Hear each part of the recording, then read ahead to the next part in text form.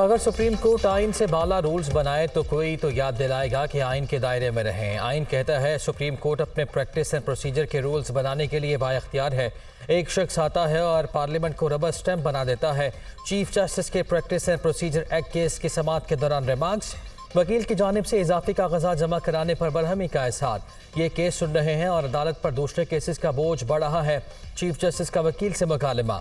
आइन पार्लियामान को इस मामले में कानून साजी की इजाज़त नहीं देता। न्यू जर्सी की अदालत के फैसले का हवाला देना चाहता हूँ। वकील आबिद जुबैरी की इस्तदा।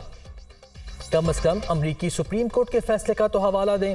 हमारा लेवल इतना ना गिराएं कि न्यू जर्सी की अदालत के फैसले को यहाँ नज़ीर के तौर पर पेश कर रहे हैं। चीफ जस्टिस पाकिस्तान के रिमार्क्स। दलाइल के लिए वक्त ना देने पर वकील इम्तियाज सिद्दीकी और चीफ जस्टिस में तलखी। आपके दलाइल मुकम्मल हो चुके, नशिस्त पर बैठ जाएं। चीफ जस्टिस की हिदायत।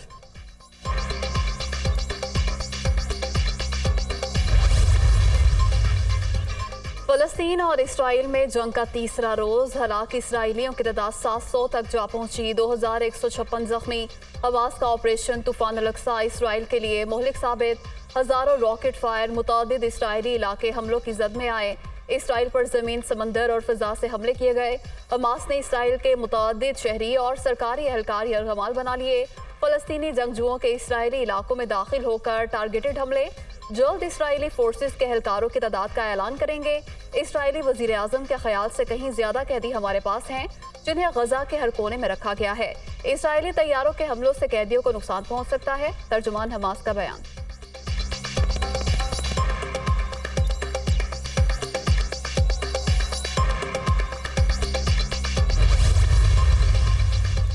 गजा में मासूम फ़लस्तीनियों पर वहशियाना बमबारी। 493 फ़लस्तीनी शहीद, 2751 से ज़ायद जख्मी। शहदा में 78 बच्चे और 41 खवातीन भी शामिल। गजा धमाकों से गूंज उठा। फ़ज़ाई हमलों से इमारतों को शदीद नुकसान, मलबे का ढेर बन गई।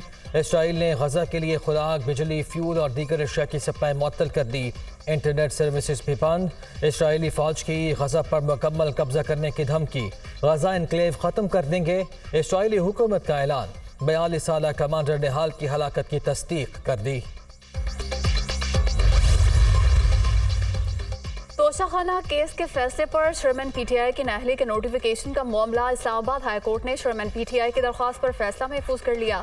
चेयरमैन पीटीआई की फैमिली, वकला और जाती मौलिद से मुलाकात की इजाजत के लिए अपील दायर।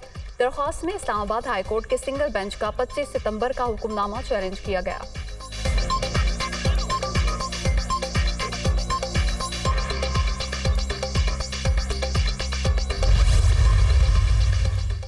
साफा केस का बाकायदा ट्रायल शुरू। चेयरमैन पीटीआई और शाह महमूद कुरैशी पर 17 अक्टूबर को फर्द जुर्म आयद की जाएगी। साफा केस के अडियाला जेल में समाअत। मुल्जिमान को चालान की कॉपियां तकसीम कर दी गईं। समाअत 17 अक्टूबर तक मुलतवी।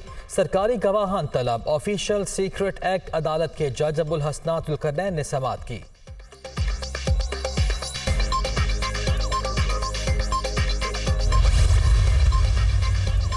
नवाज शरीफ की वतन वापसी पाकिस्तान के इत्तेहाद और मुआशी मजबूती की तरफ अहम कदम साबित होगी। 21 अक्टूबर को मीनार पाकिस्तान पर कायद नून लीग का खिताब कौमी नस्बुलैन तय करेगा।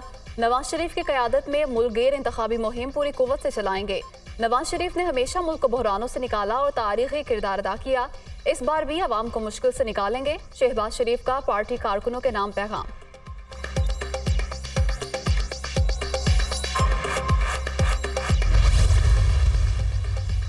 जब भी इलेक्शन की तारीख आए हमारी तैयारी पूरी है। कराची को क्राइम फ्री सिटी बनाएंगे। खवातीन को हरासा करने के 5 केसेस हुए हैं।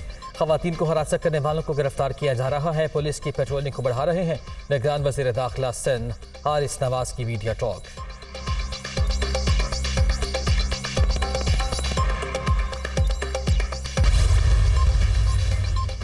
और डॉलर के मुकाबले में रुपया मजीद तगड़ा। इंटरबैंक में अमरीकी करेंसी की कीमत में 1 रुपया 4 पैसे की कमी। 281 रुपये 65 पैसे पर ट्रेड। इंटरबैंक में डॉलर बुलंद तरीन सतह से 25 रुपये 45 पैसे सस्ता हो चुका। ओपन मार्केट में भी डॉलर 1 रुपया सस्ता, 281 रुपये 50 पैसे पर फरोख्त। स्टॉक मार्केट में भी मुस्बत रुझान।